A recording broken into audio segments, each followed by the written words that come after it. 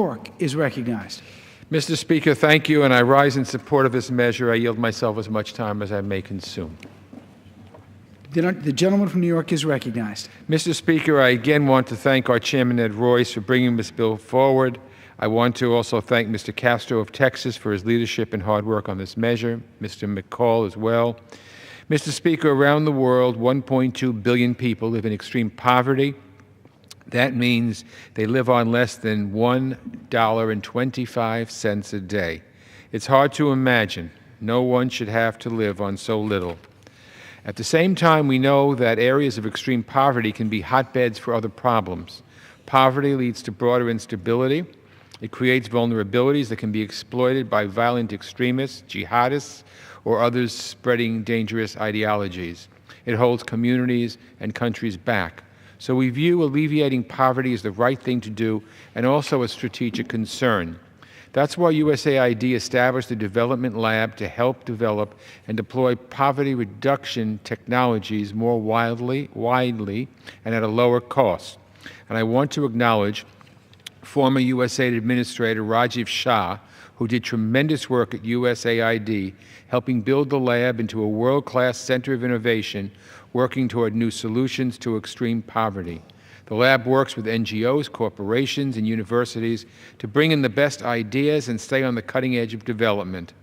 It's also expanding USAID's impact through a public-private dollar-for-dollar matching program that allows us to scale these innovations up without expanding USAID's budget. We're seeing real results. In 2014, the lab invested in 362 new solutions that touch nearly 14 million people around the world. For example, the lab funded an initiative aimed at producing more food where fresh water is hard to come by. The Securing Water for Food Grant Challenge led to a system that makes seawater or brackish water usable for drinking or agriculture. It consumes so little energy that the cost to use it is low even in areas off the power grid. This is what we mean when we talk about innovation. Last May, the Development Lab hosted an international competition to develop technology to fight wildlife trafficking and crimes. I know that Chairman Royce has been very interested in this issue. This led to the development of an app called the Wildlife Scan that allows law enforcement to easily identify endangered species being smuggled out of countries. After just a couple of months, the app has already been downloaded more than 1,000 times.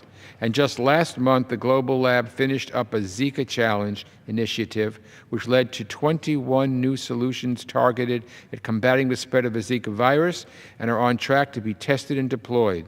They could be available within months. The bill would build on the lab's success by creating new authorities for the lab to expand and manage its partnerships. It will give the lab greater flexibility for hiring experts on a project-by-project basis, and it will allow the lab to award small targeted grants that have proven so effective in supporting healthcare providers. I commend Mr. Castro for his hard work on this very good bill. It makes a good initiative better, and I'm pleased to support it, and I reserve the balance of my time.